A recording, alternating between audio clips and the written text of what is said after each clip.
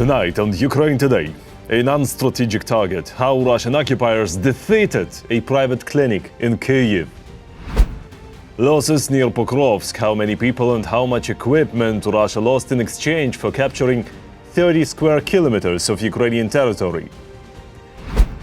Personnel changes. Will the appointment of a new head of the presidential office and a new minister of defense strengthen Ukraine's negotiation position? A special operation in Venezuela, from a controversial move in US foreign policy to possible consequences for Putin's regime. This and more, right now. Hello, I'm Volodymyr Rabchun and this is Ukraine Today. Please subscribe, give this video a like, and let's get to the news. This is how the week and the year begins when your neighbor is Russia. Last night, the occupiers launched 9 missiles and 165 attack drones against Ukraine. Air defense forces managed to intercept most of them, but sadly, not all of them. One Russian drone hit a private hospital in Kyiv. A man who was receiving inpatient treatment was killed. 3 women were injured. Residential buildings and critical infrastructure in the Kyiv region were also hit. There's one confirmed fatality. As a result of the attack, the city of Slavutich was left without electricity. During the day, Russian forces attacked Kharkiv with missiles, and they did not stop there. Drones were launched at Dnipro as well. One Shahed drone got caught on power lines and exploded. This clearly shows how low those drones were flying. Meanwhile, the Ukrainian drones paid a visit to Russia's Lipetsk region. According to available information, the Energia plant was hit. The facility produces batteries and power units for Iskander-M tactical missile systems and Kha-35 cruise missiles. That makes the plant an absolutely legitimate target. In any case, the information is still being clarified. Over the past 2 years, Russian forces have lost more than 1,000 armored vehicles and over 500 tanks in the Pokrovsk area. This is reported by the Institute for the Study of War. And it gets even more interesting. The occupiers have changed tactics, relying more on infantry assault groups. In October of last year alone, they lost up to 25,000 troops while capturing only about 30 square kilometers of Ukrainian territory near Pokrovsk. And here's what's happening on the battlefield right now. Kupiansk has been almost completely retaken. Fewer than 100 occupiers remain alive in the city. And the Ukrainian armed forces will neutralize them in the coming days, assures Viktor Trehubov, spokesperson for the Joint Forces Group. According to him, the operation to clear Kupiansk is nearing its end. For the most part, the Russians are hiding in basements in the central and northwestern parts of the city, from where they are being effectively and impressively smoked out by our defenders. The overwhelming majority, in fact an absolute majority of the city, is controlled by the armed forces of Ukraine. Moreover, in some areas that are not under control, again according to fairly well-confirmed reports, Russian forces are surrounded, and therefore there is a high chance that they will be destroyed, captured or finished off. This is what is de facto happening on the ground. The situation for the occupiers in the Kharkiv direction is so dire that even the most die-hard Kremlin-Zid supporters can't stay silent about the Russian army's failure. Not even the most notorious Kremlin-Zid bloggers are able to keep quiet. Russian military bloggers are squealing like pregnant pigs. Although, no, I shouldn't say that. No, of course, they're not squealing. Pregnant pigs don't squeal at all. It's just regular squealing. And pregnant pigs don't stand up. And ours, let's say, are crowing like crows, saying everything is lost. And all this is happening against the backdrop of Putin personally tasking Russian commanders with taking Kupiansk by February. Everything is based on a single thesis: on Russia's aggressiveness. The occupiers are still hoping to storm and capture the long-suffering Pokrovsk. Despite constant local assaults, Ukrainian units still maintain control over the northern part of the city. And more importantly, they are holding back the enemy on the approaches to Mirnohrad. Their objective is to capture Pokrovsk and Mirnohrad. They will try to accomplish it. And to do so, they will attempt to use various tactics that, in their opinion, might bring them success. Right now they have one approach. In a week it will be something else. In 2 weeks maybe they'll come up with something different. But as long as this objective remains, they will, unfortunately, try to do everything and use manpower as a resource for it. That's their usual rule of action.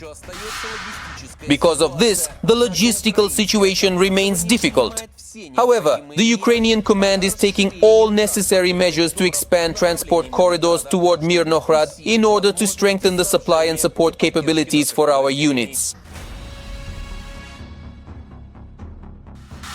At the same time, in Mirnohrad itself, the military explains, Ukrainian units are reliably holding defensive lines and destroying the enemy as they approach the city.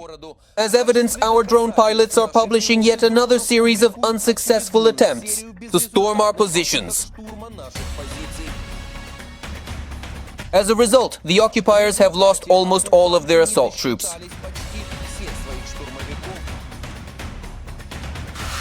Just imagine, in 2 years, Russian forces have lost in the Pokrovsk area, just in armored vehicles and tanks alone, an amount comparable to at least 5 divisions. The Institute for the Study of War provides these shocking figures. According to their calculations, the Kremlin has burned through over 1,000 armored vehicles and more than 500 tanks near Pokrovsk. Since then, Russian forces have changed their tactics, abandoning mechanized assaults in favor of larger infantry operations. Most likely, this is to preserve equipment that has low survivability against Ukrainian drones. This shift allowed Russian troops to continue their advance literally on foot and with heavy losses. As a result, since October of last year alone, the Russians have lost up to 25,000 soldiers during the capture.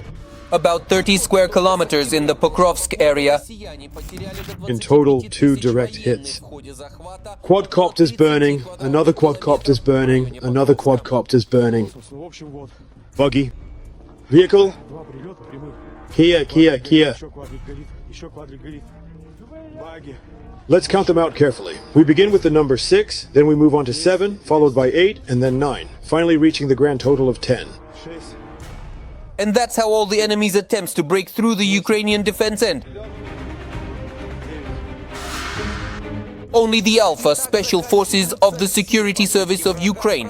In just the past 2 weeks, they have destroyed at least 7 enemy tanks, 45 armored vehicles, and 13 artillery systems and MLRS with strike UAVs. And in addition, SPU pilots destroyed 3 Russian air defense systems, 2 electronic warfare systems, 255 vehicles, and over 1,000 enemy positions and fortifications. And as the cherry on top, 5 ammunition depots and 2 fuel and lubricant storage facilities of the Russian army. And even though Russian propaganda actively conceals the real situation at the front and carefully hides the occupiers' losses, this information, albeit with a delay, still reaches Russian contract soldiers through the grapevine. It's unclear what to expect, what's ahead, but officially we're flying to the Sud zone to make up for the losses. As far as I can comprehend, there are many significant losses in this situation. That's why they're sending everyone there, and no one is being downgraded in terms of fitness for service. We even have a guy here on crutches. But Russian generals care little about the morale and physical condition. They care little about the soldiers. In pursuit of yet another fake report for Putin, the command is ready to throw hundreds of thousands of soldiers onto the battlefield, achieving nothing in return, just so they don't anger the bunker dweller. From the war, you either come back disabled or feet first. Over the past 24 hours, Russia lost at least 990 occupiers killed and wounded. That brings total Russian losses since the start of the full-scale invasion to 1,212,520 troops. In the same 24 hours, Ukraine's defense forces destroyed 8 Russian tanks, 2 armored combat vehicles, 29 artillery systems, and dozens of other pieces of enemy military equipment. Today, a meeting is scheduled between the chiefs of the General Staff of Ukraine and its Western partners. The main topic: security guarantees for Ukraine. By the way, most likely by the time this episode is published, the meeting will already have taken place. Details will follow tomorrow. Also, on January 6th, a meeting of European leaders will take place in the format of the Coalition of the Willing. There will be meetings in Europe, meetings that should become another contribution to Ukraine's defense and to bringing the end of the war closer. Ukraine will be prepared for both possible paths forward, either the diplomacy we are working to ensure or continued active defense if pressure from our partners on Russia proves insufficient. Ukraine wants peace, but Ukraine will not give up its strength to anyone. I thank everyone who works for our state and everyone who defends Ukraine as they would defend themselves. Glory to Ukraine! Glory to the heroes. Meanwhile, Ukraine has a new head of the presidential office. The position is now held by General Kyrylo Budanov, the former head of the Ukraine's main intelligence directorate. Given the strong involvement of the previous head of the office in foreign policy and the background of the new one, I would argue that this is not just an internal Ukrainian matter. A total overhaul of the security bloc in Ukraine. The start of the new year was marked by a series of dismissals and appointments in the highest echelons of power, the most high profile of which was the appointment of the head of the main intelligence directorate, Kyrylo Budanov, as the head of the president's office. Experience and strength. Kyrylo has enough of both to steer the work of the office towards security issues and the negotiation process exactly as needed. Budanov's main task is to improve Ukraine's position in negotiations using his intelligence experience, and obviously his instincts. Analysts note that today, meetings between delegations often resemble real spy games, where every word is worth its weight in gold and the essence must be read between the lines. No one doubts that Kyrylo Oleksievich possesses such skills. Budanov is unlikely to be the kind of person who will just break everything down and build an entirely new hierarchy, partly because he has clearly defined areas of activity, and they are logical. I want to emphasize again, this includes both defense and in fact diplomacy, because Budanov has already been involved. In recent Ukrainian delegations, he met with Americans, he met with Europeans, and by the way, he might even end up leading the Ukrainian delegation now. Perhaps these are the kinds of changes we can expect. In that context, Budanov would make much more sense there than, for example, Yermak did, since Budanov has specific and quite successful experience. At the same time, analysts note Budanov's deep ties with the United States, which is one of the main parties in the peace negotiations, and this will also work in Ukraine's favor. He underwent special training with the CIA and also received medical treatment in the United States after being wounded. That's what is publicly known. Budanov's ties with the US go way back. He underwent training under a special program within the structures of the US armed forces. And this is very important in terms of achieving mutual understanding and reaching any ceasefire or peace negotiations. Moreover, the Ukrainian public trusts him. He appears to be a new figure untainted by reports of corruption. At the same time, changes have also affected the army. Mikhailo Fedorov, who previously oversaw digitalization in Ukraine, has been appointed as the new Minister of Defense. Mikhailo is deeply involved in drone-related matters and has been highly effective in digitalizing government services and processes. In summary, for all our military personnel, the military command, together with national arms manufacturers and Ukraine's partners, need to implement this in the defense sector. These are the kinds of changes that will help. Everything depends on the resilience of Ukrainians. Our resilience must be backed by the necessary weapons. Analysts add that our weaponry must continue to exist and develop even after the war. After all, no matter what security guarantees our allies provide, in the end, only a strong Ukrainian army will unequivocally guarantee us peace. And the technological advancement of processes in the Ministry of Defense can ensure the necessary growth of our defense industry.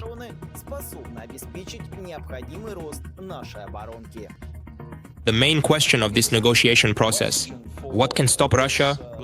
What security guarantees, what kind of assistance can be provided to Ukraine to convincingly deter Putin from further offensives and the pursuit of his broader geopolitical goals? At the same time, some of Zelensky's decisions regarding the security forces remain outside the public eye for now. Among the most high-profile questions is whether the head of the SBU, Vasyl Malyuk, will be replaced. Such speculation has caused concern for many. However, experts say that the decision is still under discussion and has not been finalized. As for whether Commander-in-Chief Syrskyi will remain in his position, Zelensky gave an affirmative answer. For now, his resignation is not planned. Although there was a statement that a complete overhaul of the Ministry of Defense is planned, but it will begin after the new Minister of Defense, Mikhailo Fedorov, is approved by Parliament.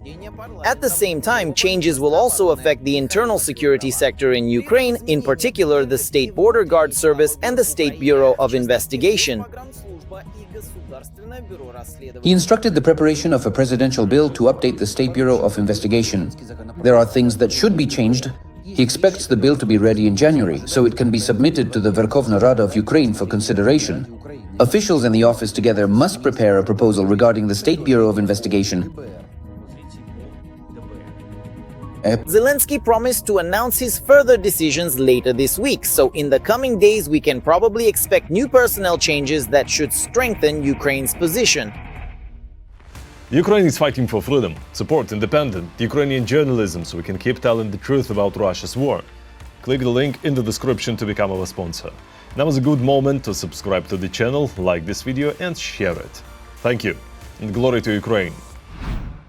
Finally, one of the most striking examples of US foreign policy. I'm talking about the US Special Forces operation in Venezuela. President Nicolas Maduro has been detained. And here, frankly, I see a clear dissonance. On the one hand, a pro-Russian government that supported Putin's war, and its removal looks like a positive step. On the other hand, Venezuela's sovereignty, which was clearly ignored. How will this affect the balance among Ukraine's partners and Putin's friends? More on that next. Powerful explosions are rocking the capital of Venezuela, Caracas.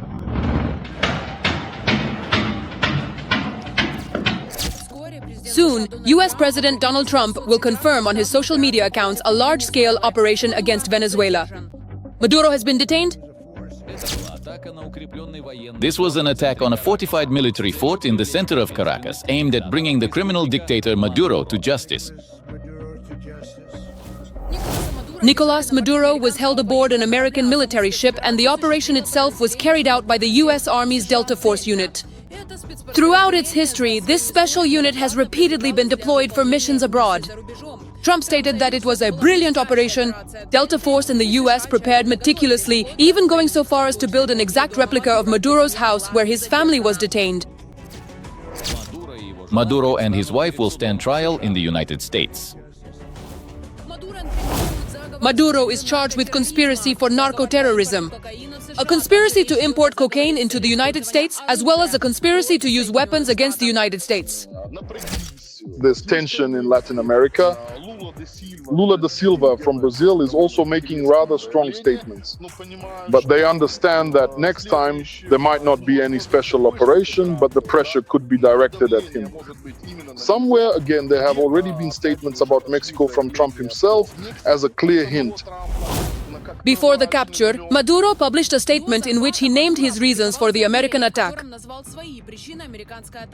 The sole purpose of this attack is to seize Venezuela's strategic resources, including oil and minerals. Protecting his own interests, Trump put pressure on Putin.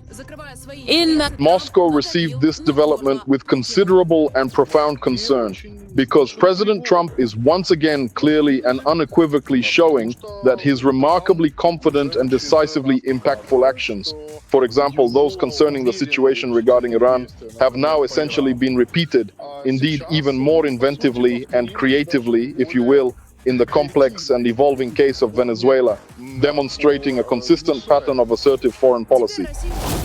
Now Russia is facing serious problems. Venezuela's oil production may come under US control. Venezuela was a truly significant and influential representative of the interests, if you will, of the numerous countries of the developing global south, and most notably, above all others, of China and the Russian Federation on the vast continent of Africa. America will control more than half of the world's oil reserves, which means the Kremlin will face major problems filling its budget, problems that are already severe due to sanctions. Maduro is a very strong and vocal supporter of Putin, among many other significant things, and this particular development will certainly hit Putin extremely hard because it directly affects the crucial oil tanker fleet, which is vital for his operations.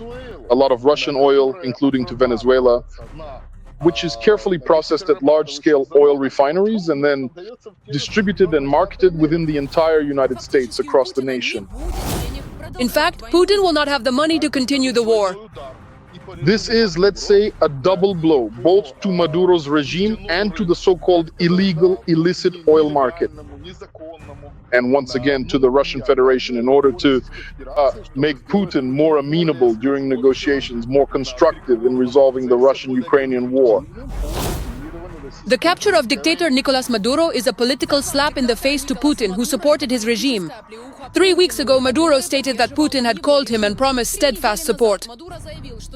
Russia is even truly ready to either provide or lend, or indeed to actively help Venezuela with its strategic bombers, offering significant military assistance. But as we can see, as far as we can tell, for now, either Russia, as always, deceived Venezuela, just as it deceives absolutely everyone, including Trump, or it simply didn't have time to do it, frankly speaking. Support from his two main allies, China and Russia, once seemed unbreakable. But in reality, no one was able to intervene. They only convened an emergency meeting at the UN. Putin is not going to take any drastic steps against Trump right now because he is very interested in the negotiation process regarding Ukraine. As we can see, he is trying to play several instruments at once. Here he is stringing Trump along. There he is engaging in dialogue with the countries of the global south, and here with China. He continues to maintain warm relations and keeps giving away his sovereignty and natural resources to them, raw materials. But right now it really does look like Trump is treating Venezuela like a playing card.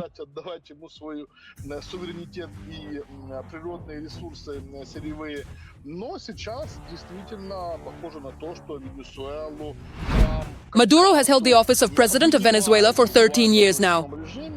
Previously, the US, the European Union, and a number of other countries imposed personal and sectoral sanctions against Maduro and his inner circle, accusing him of human rights violations, election fraud, and authoritarian rule. Ukraine's Ministry of Foreign Affairs stated that Maduro's regime has violated all principles and that Ukraine will continue to support the Venezuelan people's right to a normal life, respect, and freedom. Ukraine consistently defends the right of peoples to live freely, without dictatorship, oppression, or human rights violations. The Maduro regime has violated all these principles in every aspect. Together with dozens of other countries from different regions of the world, Ukraine did not recognize the legitimacy of Maduro after the rigged elections and violence against protesters. We advocate for further developments to proceed in accordance with the principles of international law and the priorities of democracy, human rights, and the interests of Venezuelans. Volodymyr Zelensky also commented in a recent statement on Maduro's capture regarding the incident. If this is how things can be done with dictators, then the US knows what to do next. Venezuelans around the world are celebrating the fall of the Venezuelan dictator's regime.